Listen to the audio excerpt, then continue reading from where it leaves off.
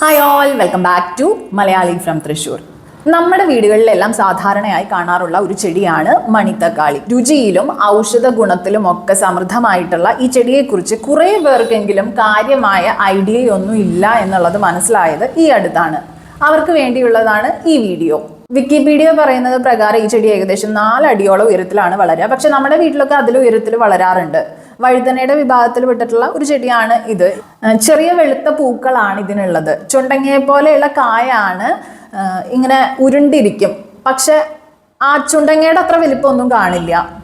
2 തരത്തിലുള്ള മണിത്തക്കാളി ഉണ്ട്. ഒന്നിൽ കായ പഴുക്കുമ്പോൾ ചുവപ്പ നിറമായി മാറും. രണ്ടാമത്തേതിലാണെങ്കിൽ പഴുത്ത് വരുമ്പോൾ നീല കലർന്ന ഒരു കറുപ്പ് നിറം, വേണമെങ്കിൽ നമുക്കൊരു ഡാർക്ക് പർപ്പിൾ എന്നൊക്കെ പറയാം.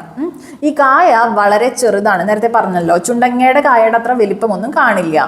ഇതിന് ഒരു പഴുത്ത് കഴിഞ്ഞാൽ ഒരു ചവർപ്പ്, കയ്പ്പ് നിറഞ്ഞ മധുരം ഉണ്ടല്ലോ, അങ്ങനെ വേണം പറയാനായിട്ട്. അങ്ങനെയായിരിക്കും നമ്മൾ ഈ ഒരു കായ പഴുത്ത് കഴിയുമ്പോൾ അനുഭവപ്പെടുക. അതിൻ്റെ ടേസ്റ്റ് അങ്ങനെയായിരിക്കും. നാച്ചുറോപ്പതിയിലൊക്കെ ഇത് വ്യാപകമായിട്ടാണ് ഉപയോഗിക്കുന്നത്. നാച്ചുറോപ്പതി എന്ന് പറയുമ്പോൾ പ്രകൃതി ചികിത്സ കേട്ടോ. ഇത് വേഗത്തിൽ വളർന്ന് എളുപ്പത്തിൽ പടരുന്ന ഒരു ചെടിയാണ്. നമ്മളിപ്പോൾ വിത്താണ് വിതയ്ക്കുന്നതെങ്കിൽ 1-2 ആഴ്ചയ്ക്കുള്ളിൽ അത് മുള പൊട്ടും. പിന്നെ ഒരു മാസം കൊണ്ട് തന്നെ ചെറിയ ഇലകളും തണ്ടുകളൊക്കെ വളർന്നു വരും. 2 മാസത്തിൽ പൂക്കും, പിന്നെ കായ്ക്കും. വിത്തിൻ 3 മന്ത്സ് 3 മാസങ്ങൾക്കുള്ളിൽ നമുക്ക് പാകമായ കായകൾ ശേഖരിക്കാനായിട്ട് പറ്റും. ഒരിക്കൽ വിത്തിട്ടാൽ വീണ്ടും വീണ്ടും ഇതങ്ങ് വളരും. വീട്ടിൽ വളർത്താൻ വളരെ എളുപ്പമാണ്. വേണമെങ്കിൽ ചെറിയ മൺപാത്രത്തിലോ അല്ലെങ്കിൽ നമ്മുടെ തോട്ടത്തിൽ തന്നെയോ നമുക്ക് വളർത്താം. അധികം വെള്ളം ഒഴിച്ചില്ലെങ്കിലും കുഴപ്പമൊന്നുമില്ല.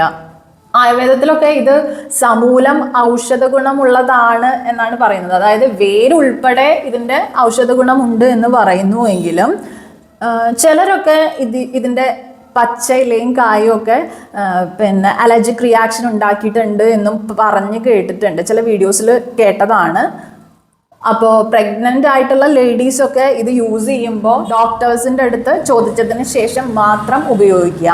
100 ഗ്രാം മണിത്തക്കാളിയിലുള്ള പോഷകങ്ങളുടെ ഏകദേശം അളവ് ജസ്റ്റ് ഒന്ന് ഞാൻ മെൻഷൻ ചെയ്യാം. അതിനകത്ത് ജലാംശം ഒരു 82 ഗ്രാം വരും. പ്രോട്ടീൻ ഒരു 8 ഗ്രാമിൽ കൂടുതൽ കാണാം. കൊഴുപ്പ് വെറും 1 ഗ്രാം മാത്രമേ ഉള്ളൂ. ധാന്യകമാണെങ്കിൽ 5.9 ഗ്രാം. Calcium 4 milligram.